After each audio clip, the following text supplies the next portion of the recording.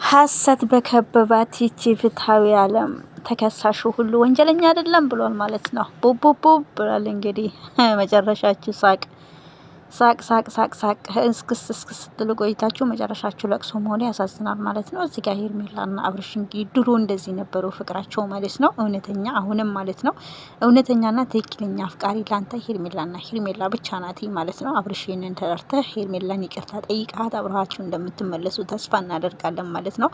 ዓለም እንደዚህ ናት። እውነት ለመናገር በአስመሳዮች እየሞላች ናት እና አንተም ደግሞ እጅግ በጣም አጥፍታ ካል ጥፋተኛ ነህ ማለት ጥፋተኛ አይደለክም ማለት አይደለም።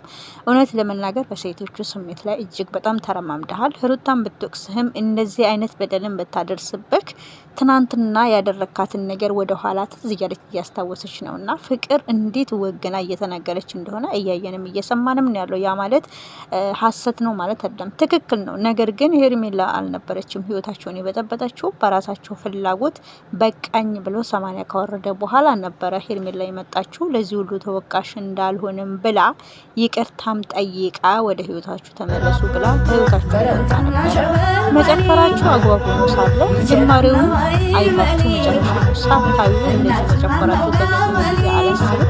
የሆነ ድል ያገኛችሁ ነበር የሚመስለው ሲጨፍሩ። ነገር ግን አሸናፊዋ ሄርሜላ እንደምትሆን ተስፋ አደርጋለሁ። ልባም ሴት ናት። እውነት ለመናገር ደርባብነቷ፣ ዝምታዋ፣ ወርቅ መሆኗ እንደው ሁሉን ነገር እንትን ማለቷ ግን አብርሽ እንዳለ አንቺም ሩታም እየተጫወተችባት ነበር ወይ የሚለው። ሁለተኛ ነገር ደግሞ እኔ በጣም ያስገረመኝ ምን እንደሆነ ታውቃላችሁ ማለት ነው።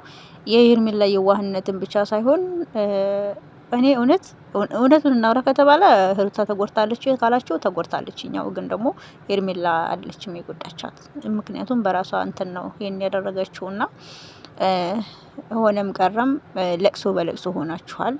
ያ ማለት የሰው ልጅ ለቅሶ የሚያስደስተን ሰዎች አይደለንም። ነገር ግን አብዛኛዎቹ እንኳን አለቀሳችሁ የእጃችሁን ያገኛችሁት እያሉ የአብርሽ ደጋፊዎችም አብርሽን እየደገፉት ነው ያሉትኝ።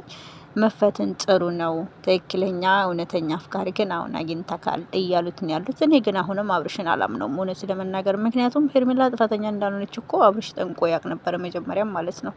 ግን ስላልፈለገ ይመስለኛል እንደዚህ እያለ